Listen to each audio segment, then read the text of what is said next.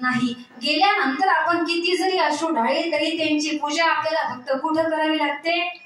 Photo मध्ये करावी लागते. आणि आई जाणं हे दुःख काय असतं? आई जीवनामध्ये संपल्यानंतर ती आईची उणीव काय असते ती म्हणजे आईची उणीव माऊली ज्ञानोबा यांना सुद्धा भासली दादांनो. आणि विश्व माऊली ज्ञानोबा जे संपूर्ण जगाची आई झाले त्यांना सुद्धा आई जाण्याचं दुःख झालं. आईची उणीव त्यांना सुद्धा भासली. माऊली ज्ञानोबा स्वतःच्या मुखाने सांगतात की मी माझ्या स्वतःच्या जीवनामध्ये मी माऊली ज्ञानोबा आहे.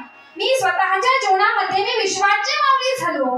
मी ज्ञानराजा मी विश्वाची माऊली झालो. मी ज्ञानेश्वरी सारखा विराट ग्रंथ लिहिला.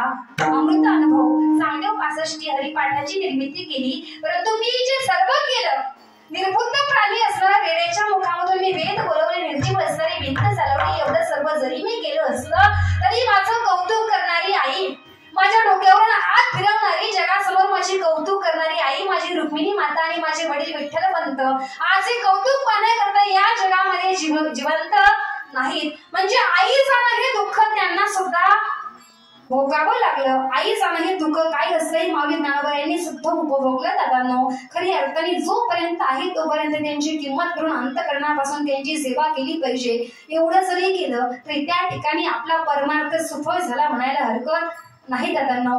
वास्तविक जर पाहिलं तर आपल्या कीर्तनाची नियोजित वेळ असताना या ठिकाणी संपलेली आहे. बोलण्याच्या ओघामध्ये जर काही